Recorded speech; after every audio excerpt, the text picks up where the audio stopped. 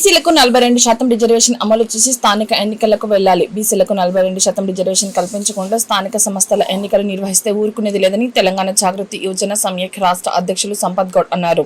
నిజామాబాద్ జిల్లాలోని రుద్రారంలో ఏర్పాటు చేసిన కార్యక్రమంలో ఆయన మాట్లాడారు. తెలంగాణ జాగృతి రాష్ట్ర యువజన సంఘం అధ్యక్షులు సంపత్ గౌడ్ గారిని వేదికపైకి రావాల్సిందిగా ఆహ్వానిస్తున్నాం. అదేవిధంగా తెలంగాణ జాగృతి జిల్లా అధ్యక్షులు అవంతి గారిని వేదికపైకి రావాల్సిందిగా, అదేవిధంగా స్థానిక నాయకులు నరేందర్ గారిని వేదికపైకి రావాల్సిందిగా కోరుతున్నాం. ఓదల్ నియోజకవర్గం అధ్యక్షులు గట్టు హరిని వేదికపైకి రావాల్సిందిగా ఆహ్వానిస్తున్నాం. తెలంగాణ జాగృతి రాష్ట్ర కార్యదర్శి లక్ష్మీనారాయణ భరద్వాజ గారిని వేదికపైకి రావాల్సిందిగా ఆహ్వానిస్తున్నాం. మహేంద్ర సంఘం రాష్ట్ర నాయకులు, బీసీ సంఘం జిల్లా నాయకులు దర్శన దేవేందర్ గారిని వేదికపైకి రావాల్సిందిగా ఆహ్వానిస్తున్నాం. బీసీ యువజన సంఘం రాష్ట్ర నాయకులు కొయ్యాడ శంకర్ని వేదికపైకి రావాల్సిందిగా ఆహ్వానిస్తున్నాం. వాల్మీకి సంఘం జిల్లా అధ్యక్షులు నరేష్ గారిని వేదికపైకి రావాల్సిందిగా కోరుతున్నాం. మేరీ సంఘం జిల్లా నాయకులు, అదేవిధంగా బీసీ సంఘం జిల్లా నాయకులు చంద్రకాంత్ గారిని వేదికపైకి రావాల్సిందిగా ఆహ్వానిస్తున్నాం.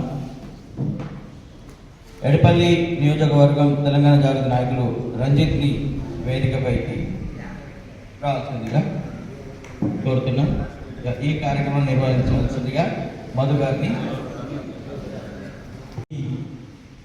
మన కల్వకుంట్ల కవితక్క ఆదేశాల మేరకు వచ్చినటువంటి మన ఎదురుగట్ల సంపత్ గౌడ్ అన్నకు స్వాగతం.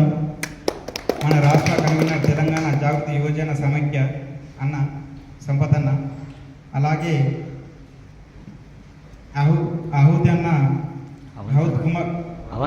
అవంత్ కుమార్ అన్న తెలంగాణ జిల్లా అధ్యక్షులు నిజామాబాద్ అన్నగారు, అలాగే దర్శనం దేవేందర్ బీసీ నిజామాబాద్ జిల్లా అధ్యక్షులు అన్నకి చంద్రకాంత్, నిజామాబాద్ జిల్లా అధ్యక్షులు అన్నకి కొయ్యడ శంకర్ అన్న, రాష్ట్ర బీసీ అధ్యక్షులు నరేష్ అన్న, వాల్మీకి బోయి జిల్లా అధ్యక్షుడు గట్టు హరి, బోధ నియోజకవర్గ అధ్యక్షులు, అలాగే లక్ష్మీనారాయణ భరద్వాజ్ తెలంగాణ రాష్ట్ర జాగృతి కార్యదర్శి నరాల సురేందర్ అన్న అన్నల అందరికి స్వాగతం. అన్న, మీరు మా రుద్రూర్ బాన్స్వాడ కాన్స్టిట్యున్సీలో వచ్చినందుకు మాకు చాలా సంతోషంగా ఉందన్న. మనకు ఇక్కడ బాన్స్వాడ కాన్స్టిట్యున్సీ అంటే మన జాగృతి కానీ ఉద్యమంలో పోరాడిన వాళ్ళు జాగృతి తరఫున చాలామంది ఉన్నారు. ఈరోజు మీటింగ్ పెట్టుకుంటున్నామని అంటే చాలామంది ఆనాటి ఉద్యమకారులు ఆ రోజు జ్ఞాపకాలను గుర్తుకు చేసుకొని ఈరోజు కొంతమంది అంటే పేపర్లు ఆ రోజు తీపి జ్ఞాపకాలుగా ఉన్న ఫోటోలని కొన్ని పంపించారన్న. ఆనాడు తెలంగాణ కోసం ఇంత ఉద్యమం చేశాం, మేము తెలంగాణ కోసం చాలా పోరాడాము అనేసి ఒక తీపి జ్ఞాపకంగా చెప్పుకొని చాలా సంతోషంగా వ్యక్తం చేశారు తెలంగాణ జాగృతి చేసిన పని పట్ల. అలాగే మన ఈరోజు రుద్రూరు మండలంలో మీరు రావడం మాకు చాలా సంతోషం ఉందన్న. ఇలాగే మన బాన్స్వాడ కాన్స్టిట్యున్సీ మొత్తం తెలంగాణ జాగృతిని మనం కమిటీలు వేసుకొని చేసుకోవాలని ఆనందంగా చేస్తున్నానన్న. మన సంపత్ అన్నకు మా కమిటీ గురించి మళ్ళీ ఆదేశాల మేరకు ఏదైనా చెప్పినట్టు తూచ తప్పకుండా మేము ఆచరిస్తామనేసి కోరుతున్నాము. సంస్థలకు పోవాలి, లేదు అనుకుంటే ముఖ్యమంత్రి గారు అఖిల పక్షాన్ని ఢిల్లీకి తీసుకెళ్ళి అక్కడ ఒప్పించి మెప్పించి ఆ విధంగా చేయాలి. అలాగే చేయకపోతే రేపు వచ్చే నెల జూలై 17వ తారీఖున పెద్ద ఎత్తున బీసీ రిజర్వేషన్ 42% కొరకు రైలు రోకో కార్యక్రమం అక్కగారి ఆధ్వర్యంలో నిర్వహించడం జరుగుతుంది. ఈ కార్యక్రమానికి పెద్ద ఎత్తున రాష్ట్రంలోని బీసీ యువత, బీసీ కులాలు ప్రతి ఇంటి నుంచి యువకులు వచ్చేందుకు ముందుకు వస్తున్నారు. ఇవాళ జిల్లా నుంచి కావచ్చు, మండలం నుంచి కావచ్చు, గ్రామాల నుంచి కావచ్చు, పెద్ద ఎత్తున యువకులంతా వచ్చి రైలు రోకో కార్యక్రమానికి మద్దతు తెలిసి రైలు రోకో కార్యక్రమం చేపట్టడం జరుగుతుంది. కాబట్టి జూలై 11వ తారీఖున ఏమైనా ఢిల్లీ ప్రయాణాలు ఉన్నా 16, 17, 18 ఒక రోజు అటు ఇటుగా ఏమైనా ప్రయాణాలు ఉంటే కూడా పోస్ట్ పోన్ చేసి సహకరించగలరని మేము తెలంగాణ జాగృతి నుంచి కోరడం జరుగుతుంది. కాబట్టి ఇవాళ ఇంత మంచి కార్యక్రమానికి మనం అందరం పెద్ద ఎత్తున మద్దతు తెలిపి అక్కగారి నాయకత్వంలో ఇవాళ ఇంత అన్యాయం జరుగుతుంటే ఎవ్వరు పట్టించుకోవడం లేదు. ఇంత మంచి స్టాండ్ తీసుకున్నందుకు ఇవాళ మన బీసీలు మీటింగ్ పెడితే బీసీలనే రాకుండా ఒక కుట్ర కూడా జరుగుతుంది కొన్ని వర్గాల వారు. కాబట్టి మనం గమనించి ఇవాళ బీసీలు పెద్ద ఎత్తున అక్కగారి నాయకత్వాన్ని బలపరిచి ఇవాళ ఈ కార్యక్రమాన్ని విజయవంతం చేసుకుంటే భవిష్యత్తులో బీసీలందరికీ 42% రిజర్వేషన్ కల్పించబడుతుంది. దాని ద్వారా మన బీసీ బిడ్డలకు విద్యాపరంగా అవకాశాలు వస్తాయి, ఉద్యోగ పరంగా అవకాశాలు వస్తాయి, రాజకీయ పరంగా మన బీసీ బిడ్డలు ఎంపీటీసీలు జడ్పీటీసీల వరకే పరిమితం అవుతారు. చట్టసభలో ఎమ్మెల్యేలు ఎంపీలు రాలేకపోతారు. కాబట్టి రానున్న రోజుల్లో బీసీ బిడ్డలంతా ఎమ్మెల్యేలు ఎంపీలు ఉద్యోగ పరంగా ఇట్లా అన్ని రకాలుగా బాగుపడే విధంగా చట్టం వస్తే మన బతుకులు బాగుపడతాయని ఇలా అక్కగారు ముందుకు వస్తున్నారు. ఇట్లా ఇదే అంశం కాకుండా మనకు పోలవరం మీద జరుగుతున్న జలకడ్గం ప్రోగ్రామ్ అని వాళ్ళ అక్కగారు సోమాజిగూడ ప్రెస్ క్లబ్లో మీటింగ్ కూడా పెట్టడం జరుగుతుంది. రాష్ట్రంలో ఎక్కడ అన్యాయం జరిగినా ఇవాళ కవితక్క గారు పోరాటం చేయడం జరుగుతుంది. ప్రజలందరూ గమనిస్తున్నారు. ఇవాళ రాష్ట్రంలో తెలంగాణ రాష్ట్రంలో చాలా మంది యువత అంతా చాలా మంది బీసీ సంఘాలు, దీంతో పాటు ఎస్సీ సంఘాలు, ఎస్టీ సంఘాలు, మైనార్టీలు, అగ్రవర్ణ పేదలు ఇవాళ అన్ని రకాల ప్రజలంతా కవితక్క గారి నాయకత్వానికి ఆకర్షితులై అక్కగారి నాయకత్వంలో పనిచేయడానికి అంతా సిద్ధంగా ఉన్నారు. రానున్న రోజుల్లో తెలంగాణ ఏ సమస్య ఉన్నా అక్కగారి నాయకత్వంలో ముందుకు పోతామని తెలియజేస్తూ మనమందరం రైలు రోకో కార్యక్రమానికి మద్దతు తెలుపుతున్నాం ఈ వేదిక ద్వారా. అలాగే బీసీ బిల్లుకు కూడా మనం మద్దతు తెలుపుతున్నాం. రేపు భవిష్యత్తులో కవితక్క గారు ఏ కార్యాచరణ చేసినా తెలంగాణ జాగృతి యువజన విభాగం తరపున మన బీసీ సంఘాల తరపున మనం మద్దతు తెలుపుతూ ఇవాళ ఈ యువజన సమైక్య ఆధ్వర్యంలో ఈ కార్యక్రమాన్ని నిర్వహించినటువంటి సభాధ్యక్షులు మధు గారికి, అలాగే తెలంగాణ జాగృతి యువజన విభాగం రాష్ట్ర అధ్యక్షులు మిత్రులు సంపత్ గౌడన్న గారికి, అలాగే నాకు జాగృతి రంగంలో అన్ని ఓనమాలు నేర్పి నన్ను జిల్లా అధ్యక్షుని చేసే తరుణంలో తన అంతు సహకారాన్ని అందించినటువంటి అన్న సార్ భరద్వాజ్ సార్ గారికి, అలాగే బీసీ సంక్షేమం నుంచి అనునిత్యం అక్కకు సపోర్ట్ ఉంటూ అన్ని రకాలుగా సేవలు అందిస్తున్నటువంటి అన్న నరాల సుధాకర్ గారికి, అలాగే ఇక్కడ బీసీ సంఘం నాయకులు దర్శనం దేవేంద్రన్న కానివ్వండి, చంద్రకాంత్ అన్న కానివ్వండి, శంకరన్న కానివ్వండి, అలాగే మా జాగృతి బోధన్ కాన్స్టిట్యున్సీ కన్వీనరు తమ్ముడు 2011 నుంచి కూడా మరి అక్కంబట్టే ఉంటూ ఉద్యోగంలో కానీ ఆ తర్వాత అధికారంలోకి వచ్చినాక కూడా మరి బోధన్ జాగృతిని ముందుకు నడిపిస్తున్నటువంటి తమ్ముడు హరిశంకర్ గారు కానివ్వండి, మరి మా అక్కకు వెన్నంటి ఉండి వాల్మీకి పోయి జిల్లా అధ్యక్షులు నరేష్ గారు, అలాగే ముందలున్నటువంటి సోదరులందరికీ కూడా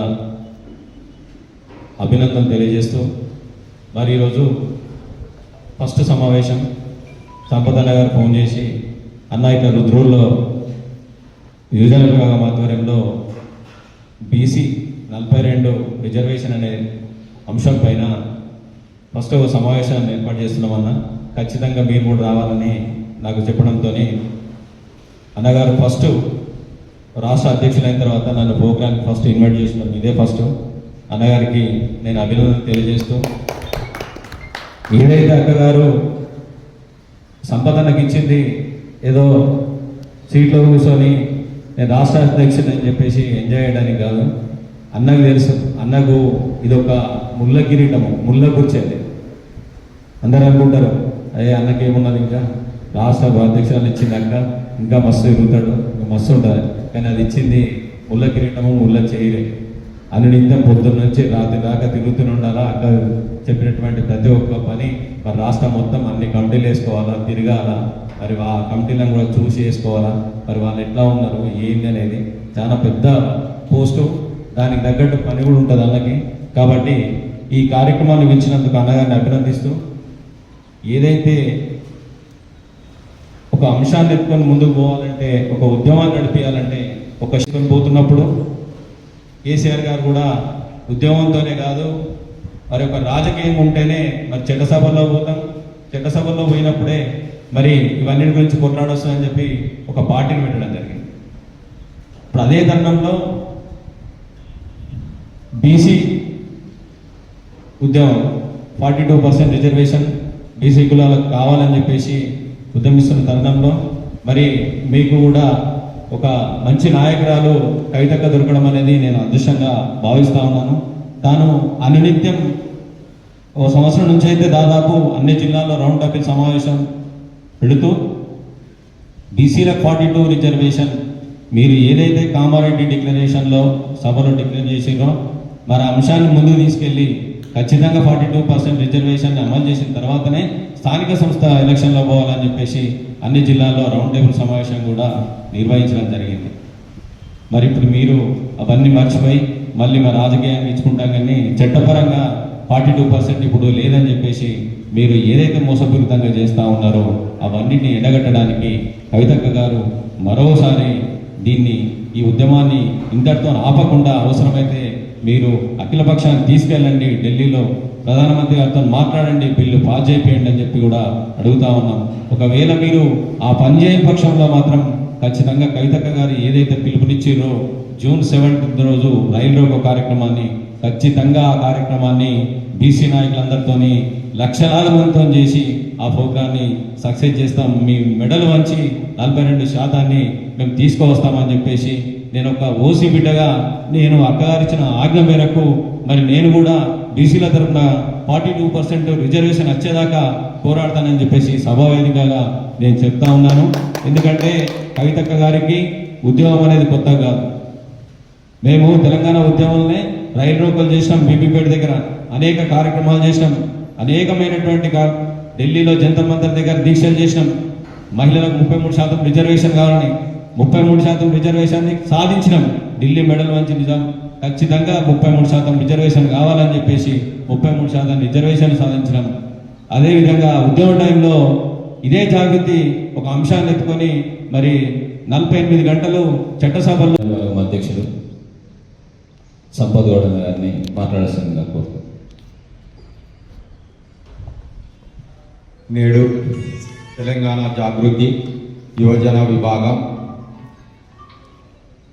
ఉద్రూర్ మండల శాఖ ఆధ్వర్యంలో ఈ కార్యక్రమానికి అధ్యక్షతన వహిస్తున్నటువంటి మధు గారికి, అలాగే ఇక్కడ ఈ కార్యక్రమం నిర్వహిస్తున్నాం, మీరు తప్పకుండా రావాలని నిజామాబాద్ జిల్లా జాగృతి అధ్యక్షులు రాష్ట్ర నాయకులకు అందరికీ విజ్ఞప్తి చేయడంతో వాళ్ళు కూడా ఇక్కడికి చేసినటువంటి అవంతన్న గారు, లక్ష్మీనారాయణ అన్న గారు, సుధాకర్ అన్న గారు, ఇంకా దేవేందర్ అన్న గారు, మన బోధన అధ్యక్షులు శంకర్ గారికి, గట్టువారి గారికి, నరేష్ గారికి, చంద్రకాంత్ గారికి, దేవేందర్ అన్న గారికి, ఇంకా వేదిక మీద ఉన్న అందరికీ, అలాగే వేదిక మీద ఉన్నటువంటి పాత్రికేయ మిత్రులందరికీ, ఇక్కడికి వచ్చేసినటువంటి మండల జాగృతి నాయకులకు అందరికీ పేరు పేరున నమస్కారాలు తెలియజేస్తున్నాం. నేటి సభ ముఖ్య ఉద్దేశం ఏంటంటే, ఇవాళ తెలంగాణ రాష్ట్రంలో కాంగ్రెస్ పార్టీ ప్రభుత్వం కామారెడ్డి, మన ఉమ్మడి జిల్లాలోని కామారెడ్డి జిల్లాలో మనకు ఒక మోసపూరితమైన హామీ ఇవ్వడం జరిగింది. బీసీలకు 42% రిజర్వేషన్ ఇస్తామని చెప్పి ఇంతవరకు రాజ్యాంగబద్ధంగా అమలు చేయించకపోవడం, ఎందుకంటే ఇవాళ స్థానిక సంస్థలకు కూడా వెళ్తారు. మన బీసీలకు 42% ఇవ్వకపోతే ఇవాళ మనకు చాలా నష్టం జరుగుతుంది.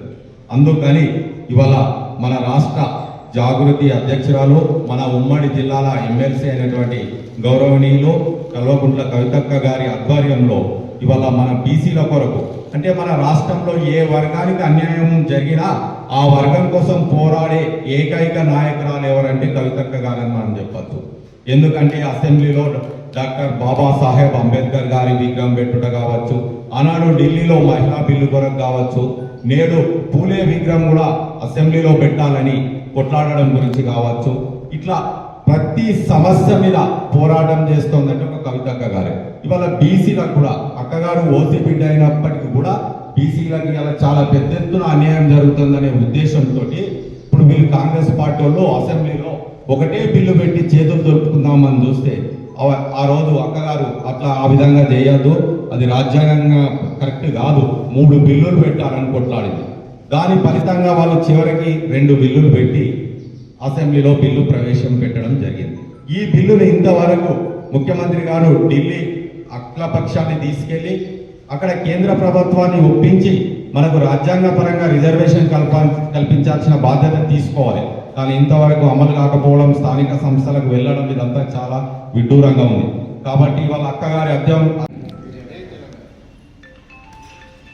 ఈరోజు మన తెలంగాణ జాగృతి వ్యవస్థాపక అధ్యక్షురాలు, మన నిజామాబాద్ ఉమ్మడి జిల్లా స్థానిక సంస్థల ఎమ్మెల్సీ, మనందరి ఆత్మీయ సోదరి, తెలంగాణ రుద్రమ, మన కవితక్క గారి యొక్క ఆదేశానుసారము ఈ రుద్రూరు గ్రామంలో యువజన సమాఖ్య అనేటువంటి ఒక చక్కటి సంకల్పంతో ఈ కార్యక్రమాన్ని ఏర్పాటు చేసినటువంటి తెలంగాణ జాగృతి రాష్ట్ర యువజన సమాఖ్య రాష్ట్ర అధ్యక్షులు సోదరులు సంపత్ కుమార్ గౌడ్ గారికి మరియు కవితక్క గారికి 2006 నుండి కూడా ఉద్యమ సమయంలో చేదోడు వాదోడుగా ఉంటూ నాకు కూడా అన్ని రంగాలుగా ఉద్యమంలో మేము తెలంగాణ ఉద్యమంలో కవితక్క యొక్క పిలుపు మేరకు ప్రతిరోజు కూడా జిల్లా వ్యాప్తంగా, ఉమ్మడి జిల్లా వ్యాప్తంగా ఎక్కడ ఏది ఆదేశిస్తే ఆ కార్యక్రమం మేమిద్దరం రామలక్ష్మణులాగా పనిచేయడం జరిగింది.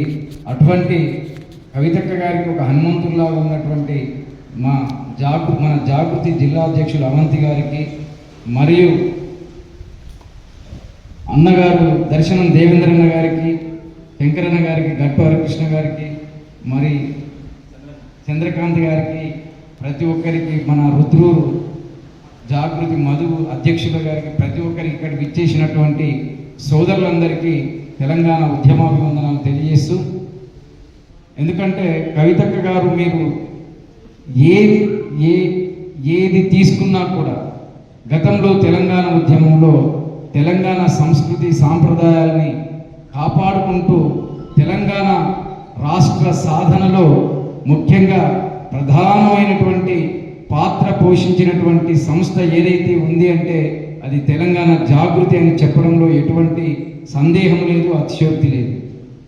అలా మనం తెలంగాణ రాష్ట్రాన్ని సాధించుకొని మన తెలంగాణ రాష్ట్రాన్ని సాధించుకున్న తర్వాత తెలంగాణ జాతిపిత మన కేసీఆర్ గారి నాయకత్వంలో మళ్ళీ వారు ముఖ్యమంత్రి అవ్వడం, మనం 10 సంవత్సరాల పాటు నిజంగా తెలంగాణ రాష్ట్రాన్ని సస్యశ్యామలం చేయడం, ఎక్కడ చూసినా కూడా ప్రకృతి ఎంతో శోభాయమానంగా ఎన్నో ప్రాజెక్టులు నిజంగా అపర